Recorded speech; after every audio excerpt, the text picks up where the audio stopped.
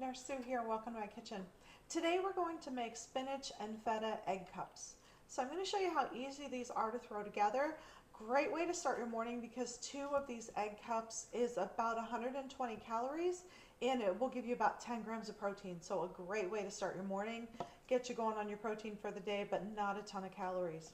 So I'm going to be pulsing this in I'm just going to use like my little blender thing here. So I have 6 eggs in here. The next thing I'm going to do is put in 3/4 cups of cottage cheese. I know some folks are like, I don't like cottage cheese. Trust the process. You will not taste it. I promise you that spinach and feta will take care of that. You will not even notice it's there. But the cottage cheese will give you that extra protein, which is the boost you need. It also helps when you're reheating these because when you reheat them, they'll stay nice and moist for you. Okay, I don't want you to deal with the loud noise, so I will be right back.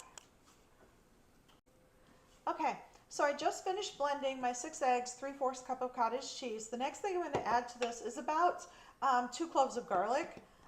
Remember, I make mine ahead and freeze it, so mine looks like a clump there. I'm actually just going to mix the rest of this up right in this container just because I don't feel like dirtying a lot of dishes. So it's going to get mixed up in here. Next thing I'm going to do is put about 1/4 cup of feta in here. I'm kind of sad because spinach, feta, that screams to me that it needs sun-dried tomatoes, and I don't have any. I've looked everywhere. I thought I had them, and I don't. Now, the recipe does say frozen spinach. I happen to have the fresh spinach, and I just went ahead and cooked it up just a little bit, and I'm going to just put some of that in here and have a nice full container going on. Good thing not too much else goes in here. The next thing I'm going to do is just, oops, oh, I'm dropping everything this morning. A little bit of red chili flakes. Not too many because I don't like a lot of spice. And then I'm going to do just a little bit of salt. Now, if you're on a cardiac diet, avoid the salt or use some of Mrs. Dash, the salt-free. That works as well. And then I'm going to just put some pepper in here as well. This is all that goes in this mixture. And I'm going to pour it into my muffin pans, your cupcake pan. And you're going to fill them about 3/4 of the way full. Bake them at 350 for about 20-22 minutes till the eggs are set, and then you can pop them out. They will deflate just a little bit when they're done. That's okay, that's normal. And then if you want to freeze them, and that's why I like these because I'm all about, it doesn't take me any more time to make a double batch of something and freeze it, so I love that. You're going to flash freeze them, so you want to put them in a single layer, like on a plate or something. Put them into the freezer, give them a quick freeze, and then take them out, and then you can drop them into Ziploc bags or your vacuum sealer, whichever one. And then you have them for later. Again, 2 of these, 120 calories, 10 grams of protein, not bad to get you started. You can just grab those and go in the morning. Now, for my husband, I'll probably make my Cheddar Bay biscuits to go with these, and then he can make a sandwich. And then he would have a sandwich with it.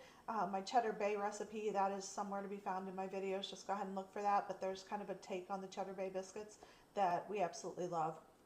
So I'm going to go ahead and pour these in here and give them a quick bake, and then I'll let you see what they look like. Okay, so I filled these probably a little more full than I should have. So I only got 11 and not 12. No big deal. I don't really care. All right, I'll show you the finished product shortly. Okay, and they are finished, hot out of the oven.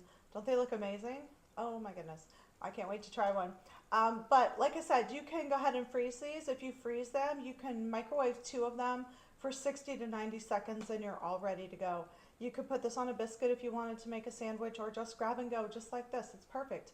And I completely forgot I have mushrooms to chop up and put in these too, and I completely missed the mushrooms. So you can put whatever you want into them. Just remember, if you're adding cheese and those kinds of things, you are adding more calories, more fat, that kind of stuff. So depending on what you're looking for, these are perfect. Thanks for stopping by my kitchen today.